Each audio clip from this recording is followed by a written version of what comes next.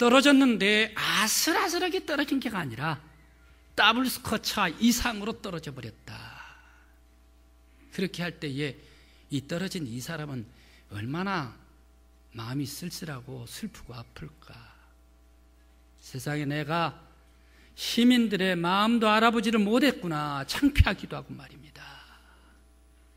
그런 떨어져 가지고 집으로 돌아갈 때 얼마나 어깨가 처지고 힘없이 터덜터덜 걸어갔을까 생각을 해봅니다. 오늘의 성경 말씀에 두 제자가 나오고 있는데 바로 이 글로바와 또 다른 제자, 이 두 사람이 꼭 그 사람과 같은 모습입니다. 오늘 성경 말씀에 두 제자는 예수님을 부지런히 따라다녔습니다. 그런데 예수님께서 십자가에 딱 달려 돌아가셔 버렸네. 자기들 보는 앞에서 자기의 희망, 꿈이 다 사라져버린 거예요. 이스라엘의 소망, 이스라엘의 구원, 이스라엘의 독립, 이거 다 사라져버렸다는 얘기. 지금까지 따라다녔던 것, 야, 모두가 다 물거품이 되어버렸구나. 힘없이 터덜터덜 고향으로 코가 빠져서 낙향을 하고 있었습니다. 엠마오로 낙향을 하고 있는데, 지친 모습으로 가고 있는데, 그런데 이들에게 웬 낯선 사람이 함께 동행을 하고 따라갔습니다. 따라갔는데 그 사람이 누군가 전혀 알지도 못하면서 열심히 재미있게 대화를 하고 고향으로 갔습니다. 바로 이 사람 누구인가? 가면서 고향 엠마오까지 도착하면서 무슨 일이 있었던가? 오늘 엠마오로 가는 길이 본문 말씀입니다. 오늘 왜 두 제자들은 슬퍼하면서 엠마오로 낙향했을까? 이 두 제자들도 오늘 성경 말씀 조금 전에 말씀도 보고 오늘 본문 말씀 24절 말씀도 그런 것이 잠깐 나타나 있는데, 여인에게 예수가 부활을 했다라는 얘기를 얼핏 들었다는 얘기.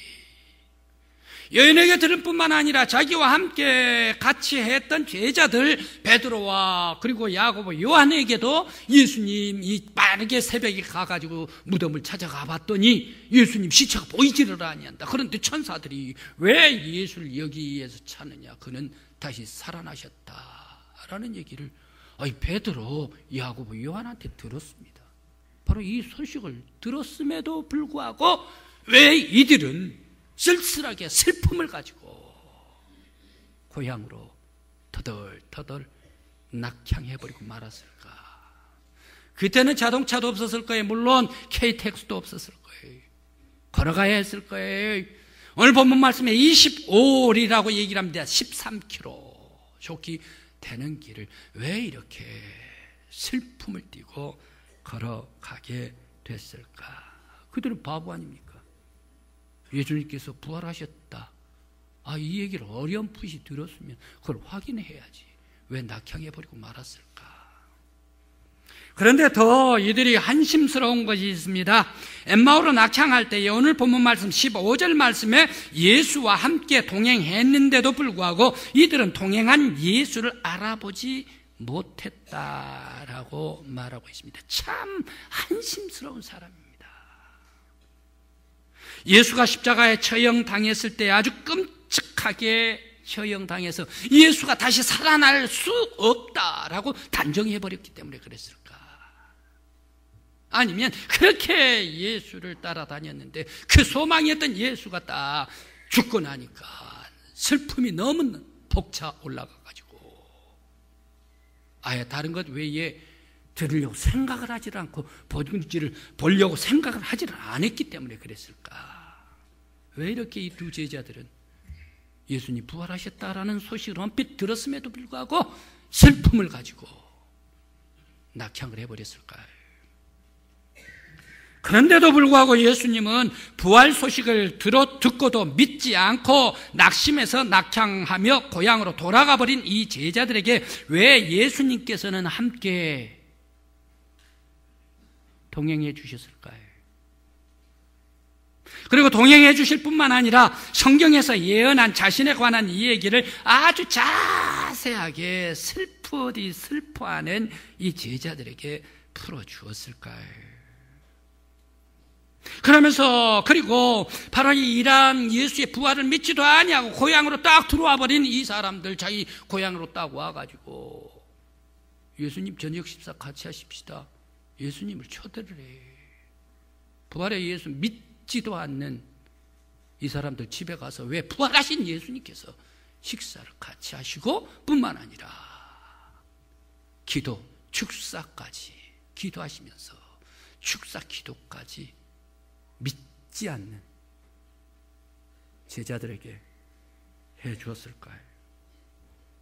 어쩌면 두 제자는 제자의 자격이 없지 않습니까? 예수님께서 그렇게 내가 십자가에 달려 돌아가시기 전에 내가 십자가에 달려 죽을 것이다, 죽을 것이다, 대제사장에게 죽을 것이다, 그리고 서기관들에게 죽을 것이다, 그런데 사흘 후에 내가 다시 살아나리라 3번씩이나 예언해 줬지 않습니까? 이 정도 되면 제자들이면, 예수 따라다니는 사람이면, 예수가 자기 선생님이라면 하나 얘기하고 둘 짚어주고 셋 첨삭지도 해주고, 이 정도 얘기를 하면 꼭 수능 시험에 나온다는 얘기. 그 정도 되면 머릿속에 기억해야 될 것 아닌가. 3번씩이나 다시 살아나리라, 고난받으리라, 다시 살아나리라, 부활할 것이다, 이것을 얘기를 해줬음에도 불구하고 왜 이 제자들은 깜빡 잊어버리고, 그리고 또 그 말씀, 소식, 부활했다는 소식을 들었음에도 불구하고 믿지를 아니했을까? 이런 제자들에게 왜 예수님께서 자세하게, 자상하게 성경을 풀어 주었을까? 생각을 해봅니다. 성경만 풀어준 게가 아니라 그 집 들어가지고 식사하시면서 축사까지 해주시면서 기도해 주셨을까?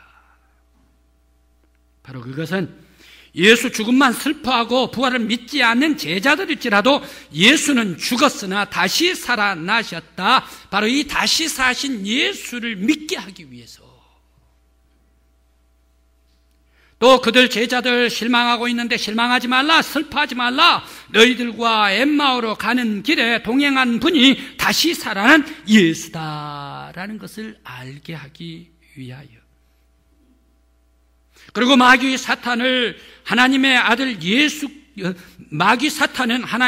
예수를 죽였지만 하나님께서는 마귀를 물리치시고 아들 예수를 다시 살려주시고 우리의 메시아가 되게 해주시고 우리의 구세주가 되게 해 주셨다. 바로 그것을 알려주시기 위해서. 뿐만 아니라 예수를 처형한 빌라도와 대제사장, 군인, 그리고 산헤드린이 민족과 백성들을 통치하는 최고의 통치자가 아니라 온 세상의 통치자는 오직 전능하신 여호와 하나님이시오, 그의 아들 예수 그리스도, 다시 사신 예수 그리스도가 온 세상의 왕의 왕이요 통치자다. 바로 이것을 깨우쳐주기 위해서. 또 악랄한 마귀는 끊임없이 하나님 나라를 도전하고 하나님의 백성들을 파멸하려고 하지만 하나님은 이들을 다 물리쳐버리고 예수 그리스도를 통하여 사탄과 사망을 물리치고 하나님 나라를 회복하여 왕의 왕이 되게 해 주셨습니다. 바로 이 부활의 능력, 부활의 권세가 예수 그리스도에게 있다라는 것을 알게 하기 위해서 그들에게 자세하게 풀어 가르쳐 주셨습니다. 예수의 부활은 하나님을 대적하는 사탄, 마귀, 붉은 용, 옛뱀을 물리친 사건이 예수의 부활입니다. 예수의 부활은 하나님께서 창조하신 아름다운 세상을 사탄이 어지럽게 해놓은 것을 예수 부활을 통하여 창조의 질서를 회복한 사건이 예수의 부활입니다.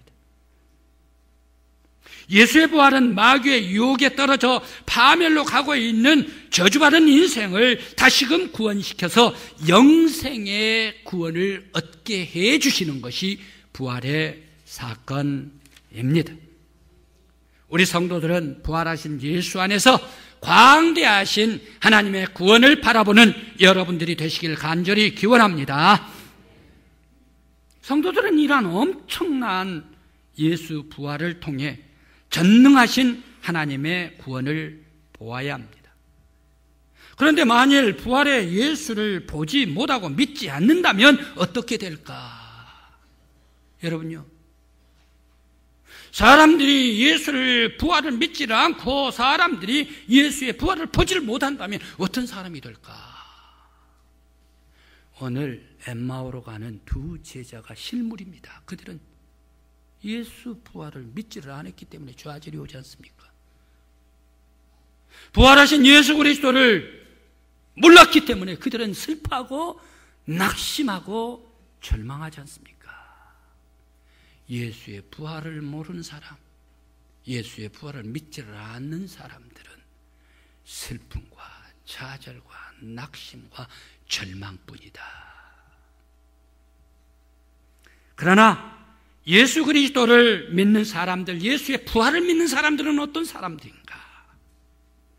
부활하신 예수 그리스도를 믿는 사람들은 기쁨과 희망과 소망과 은혜와 사랑과 생명과 구원이 충만한 성도들이 예수 그리스도의 부활을 믿는 사람들인 줄 믿습니다.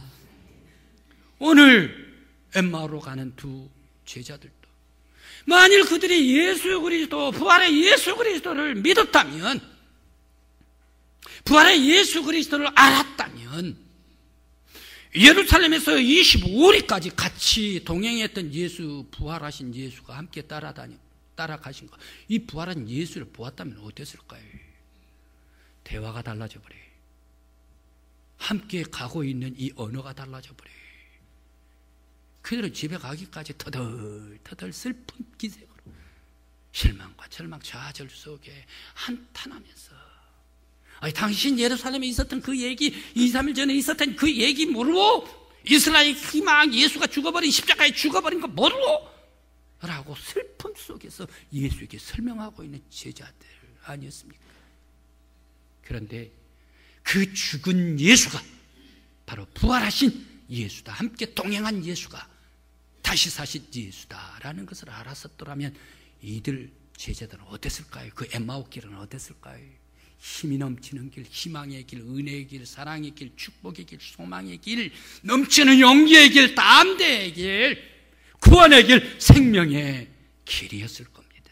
송축의 길이요, 예수와 기쁨으로 천국 대화가 가득 찬 엠마오의 길이었을 것입니다. 그러나 그들은 부활하신 예수와 함께 가면서도 예수를 믿지 않았기 때문에, 부활하신 예수와 함께 그 먼 길을 가고 있었음에도 불구하고 부활하신 예수를 생각도 않고 보지를 못했기 때문에 그들은 코 빠지고 절망하고 터덜터덜 무거워서 집으로 가는 길이 아니었습니까? 우리 성도 여러분, 부활의 예수 그리스도를 의심하지 않는 여러분들이 되시기를 간절히 기원합니다. 부활의 예수 그리스도를 확신하는 여러분들이 되시기를 간절히 기원합니다. 부활하신 예수 그리스도를 확실히 믿고 의지하면서 날마다 부활의 예수 그리스도의 신앙으로 살아가는 여러분들이 되시기를 간절히 기원합니다. 부활신앙으로 함께할 때 여러분들 위에 능력과 생명과 구원이 충만한 저와 여러분들이 우리 교회가 되시기를 간절히 기원합니다. 그런데 바로 이들이 이제 예수님께서 축사하시고 음식을 떼고 기도하면서 깜짝 놀래요. 바로 기도하시는 분이 예수다. 그러면 우리와 함께 하신 분이 예수였구나. 그러면 예수였으면 죽은 예수 다시 살아셨네, 부활하셨네. 이것을 깨닫고 나서 그들은 어떻게 됐습니까? 딴 사람이 되어버려요. 완전히 딴 사람이 되어버려요. 새로운 사람이 되어버려요. 좌절, 낙심, 실망, 근심 다 사라져버려요. 용기, 힘, 대담, 능력, 담대함, 바로 이것으로 가득 찬 사람이 돼요. 그 사람들은 터덜터덜 왔지 않습니까? 고향에. 지금 때가 몇 시입니까? 밤이 깊었습니다. 밤이 깊어서 식사 같이 하십시다. 다른 데 가지 맙시다 라고 얘기했던 제자들.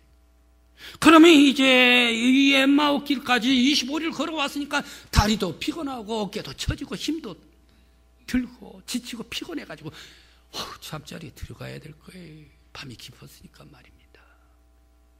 그런데 어떻게 합니까? 일어서요. 다시 일어서요.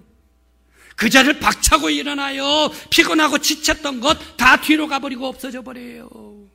다시 용기를 내요. 그러면서 다시 왔던 이 엠마오에서 예루살렘으로 다시 일어서서 힘있게 걸어나갑니다. 단숨에 25리를 걸어갑니다. 뛰어갑니다. 그러면서 용기를 내고 힘을 얻어가지고 제자들에게 얘기를 합니다. 우리들은 예수를 보았어. 우리와 함께 걸어서 예수와 함께 대화를 해서 그 예수가 축사를 해주셨어. 그 예수는 다시 살아나셨어. 새벽에 가가지고 담대하게 이 제자들이 가서 예수를 증거하게 되었습니다. 부활의 예수를 만났을 때 좌절 낙심은 다 사라져버리고 용기와 담대와 능력으로 승리요 구원과 생명으로 충만한 능력 있는 성도가 되었습니다.